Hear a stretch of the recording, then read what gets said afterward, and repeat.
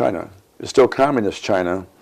It's still the Communist Party, which communism always fails, and usually millions die under communism, socialism, globalism. They are all together now. We're dealing with that. Yeah, yeah. Okay, that's what we're dealing with. Okay, and we have to be sure that we don't get seduced to the dark side. We need to still be a republic. Okay, with the kind of purity that good Christian men and leaders have, leading our republic, as it describes in Exodus, I told you about.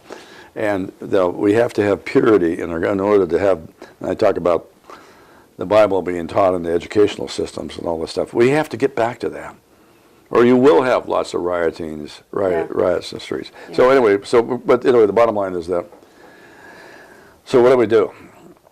If we have to demonstrate our resolve in order that we intend to annihilate him, and if that means taking him out with tactical, say, cruise missiles or whatever, and right now we have over 3 in Guam, over 3 B-1 bombers, and which can carry roughly 8 cruise missiles per bay. There's 24 per bomber, and then plus there's a submarine force.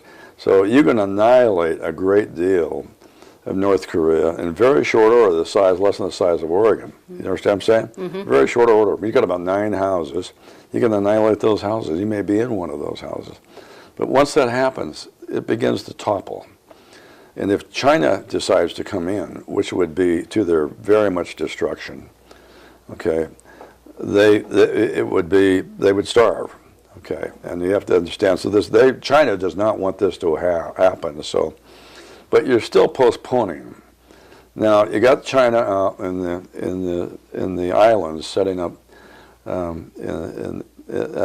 just off of the Philippines there, and these bases. I call it. I'm thinking of the name, the Spratly Islands, in which they've occupied and built in their farm. They've occupied these international waters, these islands on reefs. And that's the beginning of trying to occupy, because we got weak. We abandoned Clark Air Force Base, and as well as the Philippine Island bases because of a volcano, which we should have never left. That's a vacuum again. And we're always leaving these vacuums. And we really need to be occupying there. And I talked to one of the leaders there of the Philippines, who was a speaker of the House for 5 sessions. And I asked him, can we have those bases back? And he, in so many words, said yes. So, we have to have the ambassador is going to go over and ask and start setting up our bases again in order to count, because the Chinese intend to take those bases. They intend to have the Philippines back. They intend to, and eventually this is going to go right on to Guam and out and into the Marianas, okay, so which is all U.S. territory. And when that happens, we're going to have a bigger war. So they want Japan. They want all of Southeast Asia. That's what the Chinese run. And they're beginning to build they got their first aircraft carrier, and they're going on to their second one. And they're going to have a lot more. Mm-hmm. So this is the time to draw the line and build a powerful Navy, and be sure that we occupy that area and refill that vacuum back up. And so then we'll start they'll see, there are allies coming back to us. They've been even saying, well, maybe we should join up with the Chinese. But this is a battle. This is a war.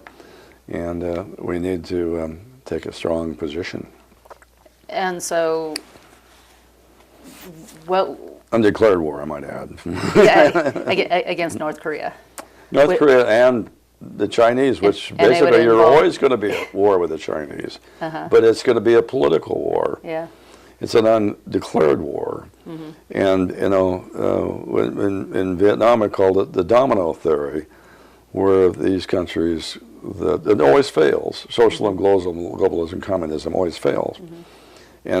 And they're at war with us. Remember, they're occupying our country and our agencies, where federal government is becoming, until we actually, I think Obama's intent was always to have America, that we would run ourselves into bankruptcy. And we're heading that direction.